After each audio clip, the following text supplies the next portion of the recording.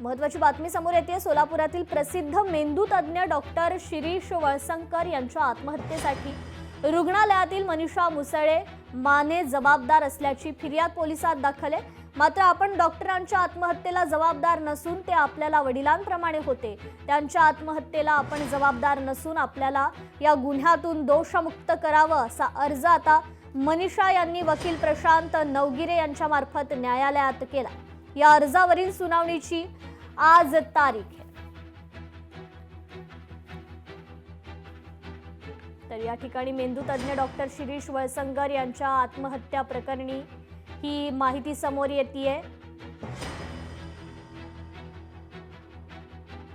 मनीषा यांनी वकील प्रशांत नवगिरे यांच्या मार्फत न्यायालयात दोषमुक्तीचा हा अर्ज दाखल केलेला आहे। यावर आज सुनावणी पार पडणार आहे।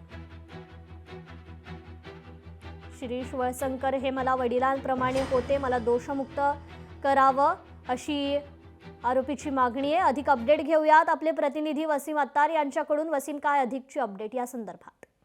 कृपा, निश्चितच पाहायला गेलं तर सोलापुरातील प्रसिद्ध डॉक्टर गिरीश वळसंकर यांच्या आत्महत्या प्रकरणी रुग्णालयातील मनीषा मुसळे माने जे आहेत ते यांना जबाबदार जे आहे ते धरण्यात आलं होतं आणि त्यांच्यावरती फिर्याद जी आहे ते दाखल केली होती।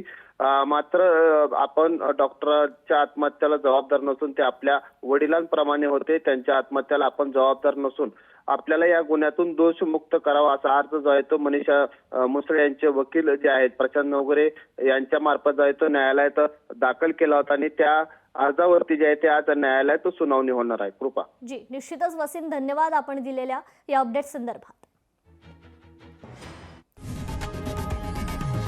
लोकशाही मराठी ऐका, पहा, जागरूक रहा।